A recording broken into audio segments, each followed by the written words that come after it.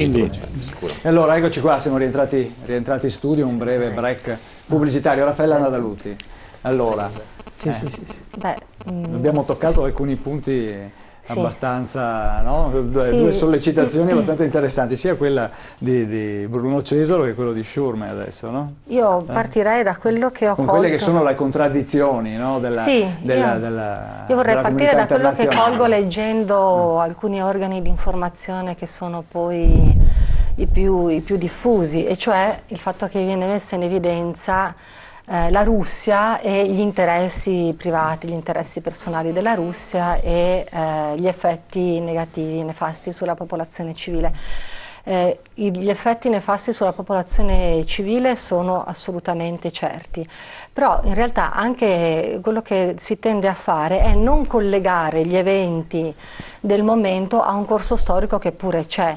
Allora la questione siriana era collegarsi, come già il professor Kasen aveva accennato poco fa, ad altre questioni che sono riconducibili alla strategia degli Stati Uniti di gestione dell'area medio orientale, quindi all'attacco in Afghanistan, all'attacco in Iraq, all'attacco in Libia. Io ricordo ancora tempo fa, quando non c'era Obama ma c'era Bush, che elencava gli stati canaglia, che progressivamente sono stati poi tutti bersaglio degli attacchi, sempre in nome di una presunta democrazia. Ricordo che gli Stati Uniti nel 2013 volevano bombardare anche la Siria, non c'erano riusciti grazie al veto proprio della Russia e della Cina.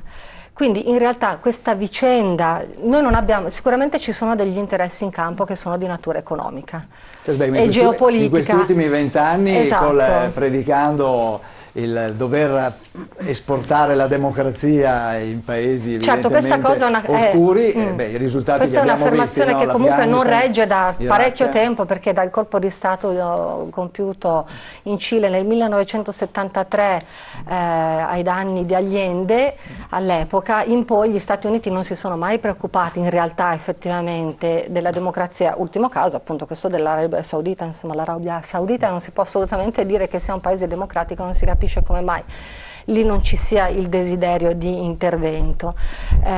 Quello che pare la cosa più probabile, certi sono gli effetti devastanti. L'Iraq non si è più ripreso dagli attacchi, tra l'altro l'ISIS ha conquistato una buona parte dell'Iraq, mi sembra la parte centrale, con l'intento anche di unire. Io avevo letto tempo fa in un articolo che c'era il progetto neanche di sottrarre ad Assad tutta la Siria, ma di sottrarre il controllo della Siria totale, in modo tale però da formare un'altra compagine statale, abbattendo i confini che alla fine della Prima Guerra Mondiale erano stati stabiliti dalle potenze europee che si erano spartite i possedimenti dell'impero ottomano. Quindi, prima di parlare di Putin, allora diciamo che e non dimentichiamoci l'Ucraina, che è stata citata anche prima, perché in realtà la Russia è stata sollecitata anche all'intervento in Ucraina dall'ingresso dell'Ucraina nella NATO, che Yanushchenko all'improvviso nel 2010 aveva tolto dall'agenda. Caso strano, poi ci sono stati gli eventi di Piazza Maidan e c'è stato Poroshenko che invece ha detto no, adesso entriamo nella NATO, mettiamo i missili nucleari, e vorrei vedere che cosa penserebbero gli Stati Uniti se la Russia avesse la possibilità di mettere in Messico dei missili. C'è stato un precedente a Cuba e francamente appunto, esattamente, non l'ha presa benissimo. Esattamente, e non solo, tutto questo andrebbe collegato anche alle vicende che sono interne all'Europa, cioè al fatto che gli Stati Uniti non sono proprio così disarmati in realtà, perché c'è un arrivo di nuove armi nucleari, no? Io avevo letto che stanno sostituendo vecchi missili B-61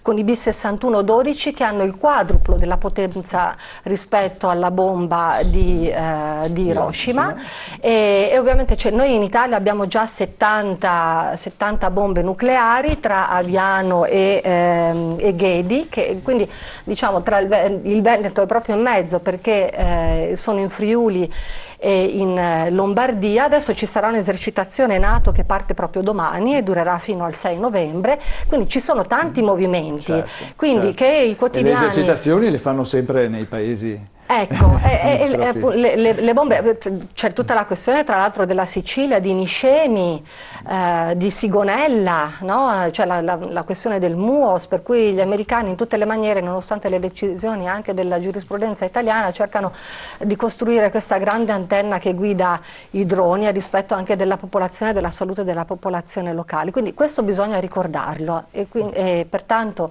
una informazione che non collega questi eventi sbaglia profondamente.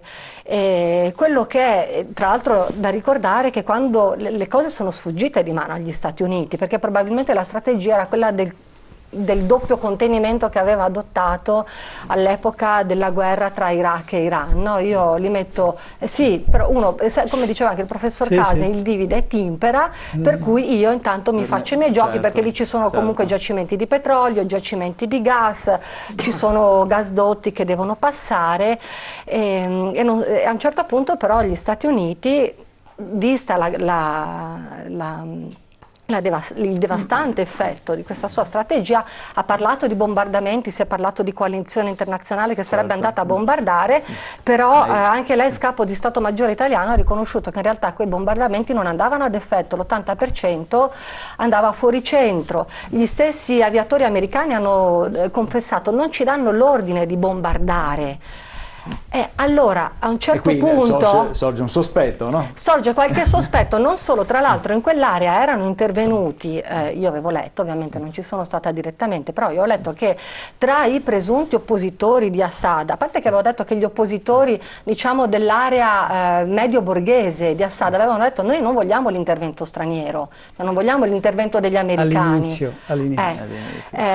Ma io avevo letto che tra i presunti, cioè tra i reali oppositori armati c'erano ceceni, c'erano libici, anche adesso. Che cavolo, scusate, ma cosa ci stavano a fare lì, no? Allora, che anche la Russia possa avere, visto che ha anche avuto problemi con la Cecenia, qualche dubbio sul fatto che qualche cosa possa passare anche nel Caucaso e poi anche direttamente in Russia, forse non è, io non giustifico certo la guerra è tanto brutta eccetera eccetera, ma mi pare che si tratti anche un pochino di autodifesa rispetto a una strategia internazionale guerrafondaia non da poco. Vedo che annuisci. No, è proprio quello che stavo dicendo, perché 2 giorni fa al-Baghdadi ha contattato il suo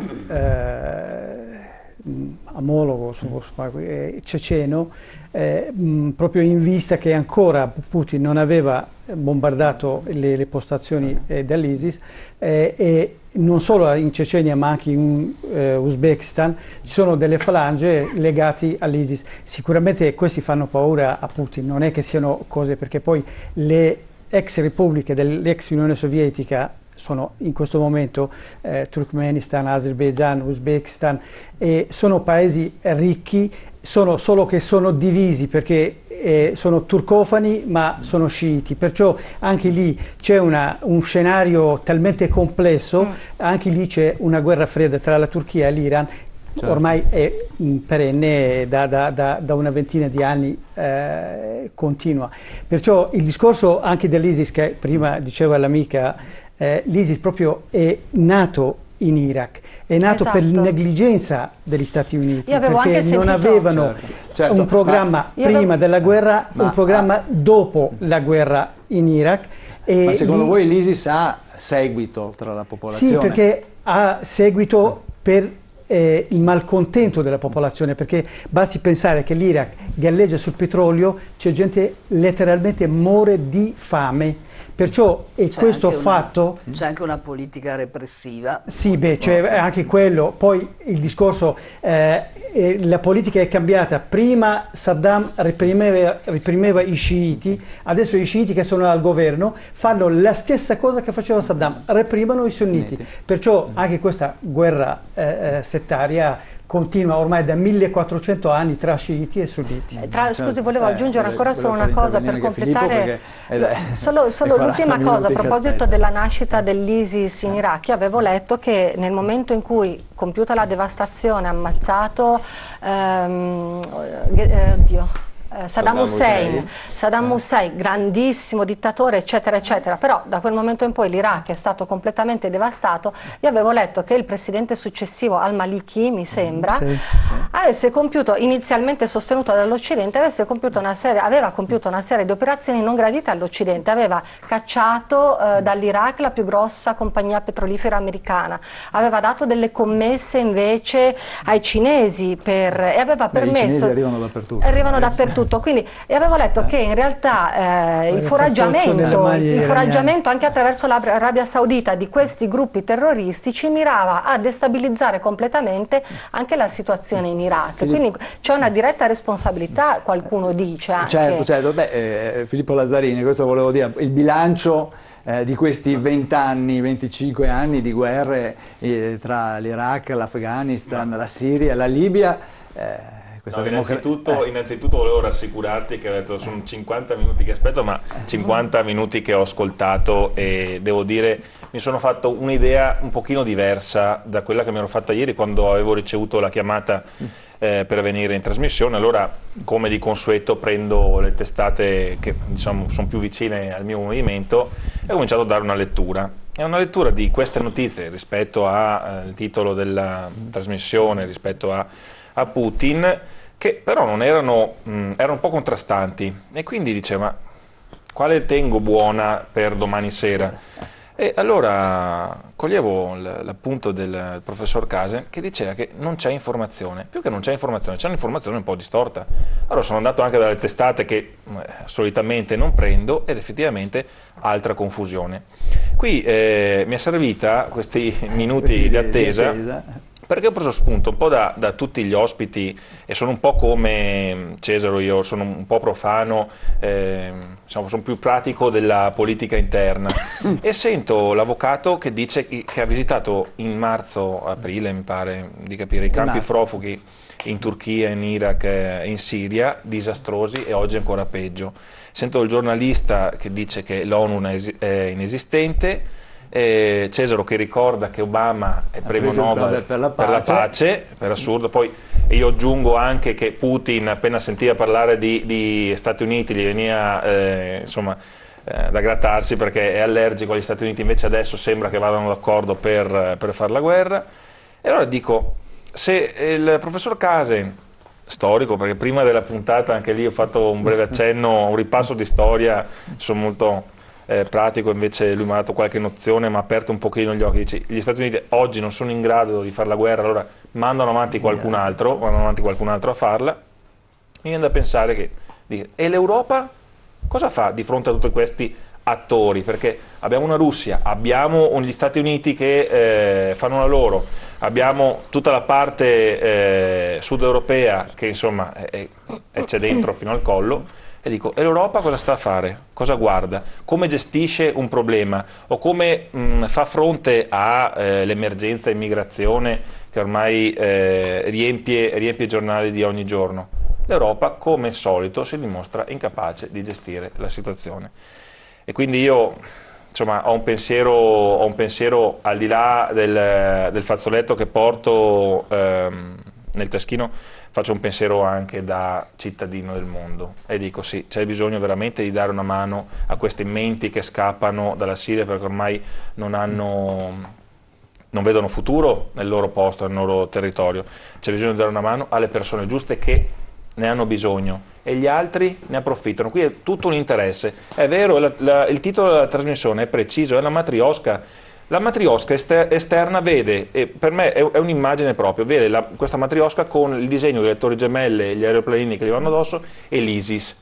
Ma all'interno di questa matriosca abbiamo guerre su guerre, tutti quanti che vogliono sistemare i sassolini che hanno nelle scarpe, e quindi ne approfittano, vanno dentro e fanno il disastro. Certo, perché abbiamo visto anche una cartina geografica, tra l'altro, con i vari punti di conflitto, ecco qua, la vedete. Quindi è un approfittarsi generale della situazione insana che si è... Come vedete la Libia, dove ci sono le crociere, una cartina di quelle di Limes, la rivista di geopolitica, no? Come vedete Libia, Yemen, Siria e Ucraina, appunto, e dopo anche ci spostiamo cioè, ancora non mi meraviglierei che tra qualche anno su libri di storia parlassero di terza guerra mondiale, perché veramente qui il Papa ne ha parlato. Assolutamente. Il Papa ha detto tutti questi conflitti devono essere visti come una terza guerra mondiale. Vedo che Cesaro sbuffa. No, è che ho un po' di idiosincrasia contro il Papa a reti unificate. Cioè, speravo che stasera ce ne esentaste, ma invece bisogna parlare del Papa anche stasera. No, sai cosa? Io che non sono propriamente un mangiapreti, però francamente, libera Chiesa in libero Stato, magari diciamo vabbè, bisogna parlare del Papa, parliamo del Papa, magari io mi asterrò. L'abbiamo solo citato. Lo so. Una forza di citazioni. Aurora D'Agostino, come si vive in un campo profughi? Come si vive, come si sopravvive in un campo profughi? In un campo profughi si sopravvive. Cosa ha trovato? Cercando Torniamo a parlare della gente adesso. Cercando di trovare da mangiare tutti i giorni, di trovare come coprirsi. Non so se sono già passate le foto che avevo. Le possiamo riproporre. C'erano, tra l'altro c'è come si dice, un'escursione termica incredibile. A marzo faceva un caldo bestiale, ma la sera veniva su un vento, un freddo, una cosa. Io vedevo questi bambini, erano veramente, eccoli qua, sono veramente bravi, perché oggettivamente, ecco, come si vive, soprattutto se si è piccoli, si vive male. Si vive lì, una cosa importantissima sarebbe proprio quella di riuscire a creare delle condizioni normali per questi bambini. Questi bambini non vanno a scuola nella stragrande maggioranza dei casi, e sono bambini che hanno subito anche dei traumi incredibili, perché sono bambini che hanno avuto anche molti sono orfani, ma orfani con i genitori trucidati davanti a loro, non orfani normali. Io credo che siano tutte cose che noi dobbiamo mettere in conto. Io questo discorso del chi se ne approfitta, chi non se ne approfitta, non lo sopporto più. Io ci sono stata lì, ho visto come stanno queste donne, come stanno questi bambini, ho visto come sopravvivono, ho visto quando gli abbiamo portato i quaderni, le penne, i gessi, le cose, a che cosa servivano. No, assolutamente, io non volevo assolutamente riferirmi a quelle persone che se ne approfittavano. Quelle persone sono le stesse, sono le stesse che quelle o altre sono le stesse che adesso stanno affollando le frontiere e su cui gli ungheresi stanno facendo quello che stanno facendo, e su cui c'è tanta discussione inutile perché non ci si può sottrarre. Quando parliamo, e siamo in un paese civile, stiamo qua a discutere se l'ONU interviene o non interviene bene o non interviene, non ci si può esimere da rispettare il minimo dei diritti umani di tutti.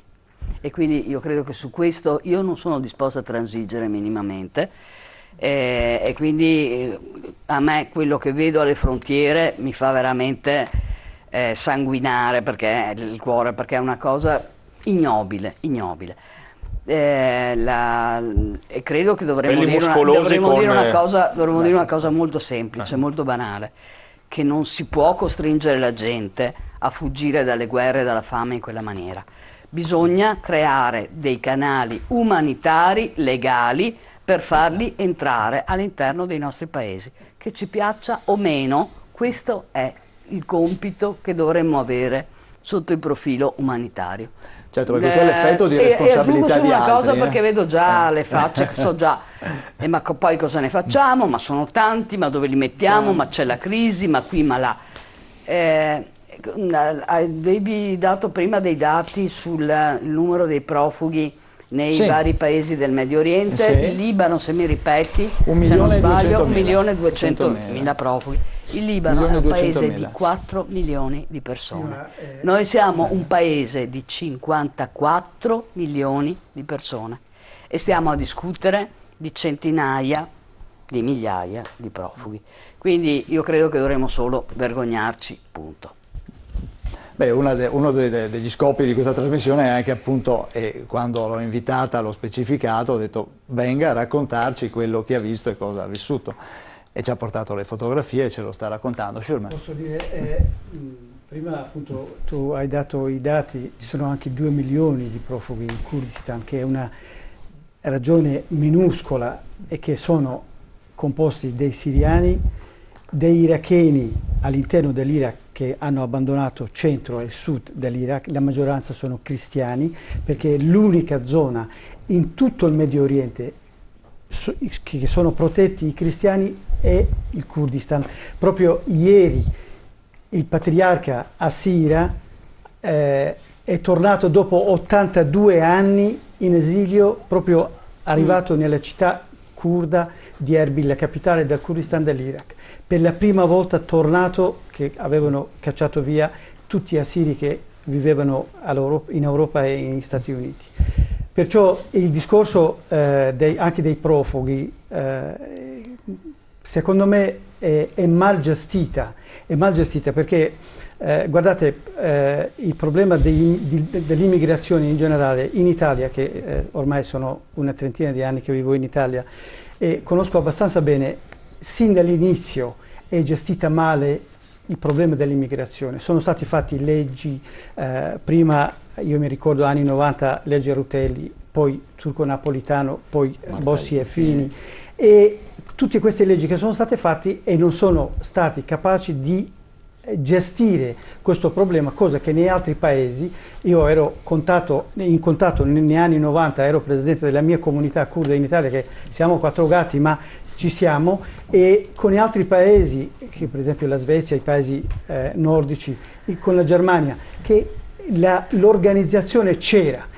Anche adesso il discorso è che indipendentemente dai governi che si sono succeduti in Italia, ma il fatto è che il problema rimane sempre uguale. Il fatto è che quando penso che una regione minuscola come quella della mia terra, Kurdistan, riesce a gestire 2 milioni di profughi, che spesso ci sono anche infiltrati che riescono a controllarli e dando anche una dignità, insomma una vita dignitosa alla gente, insomma, almeno assicurata vitto e alloggio, cioè per quello che è. Il fatto che in Italia arrivano e vengono sparpagliati per tutto il paese e che non ci sia una struttura, non quelle delle cooperative o quelle centri di accoglienza, che veramente io li ho visitati 2 o 3, che non sono degni di accogliere un essere umano, perché non sono proprio adatti.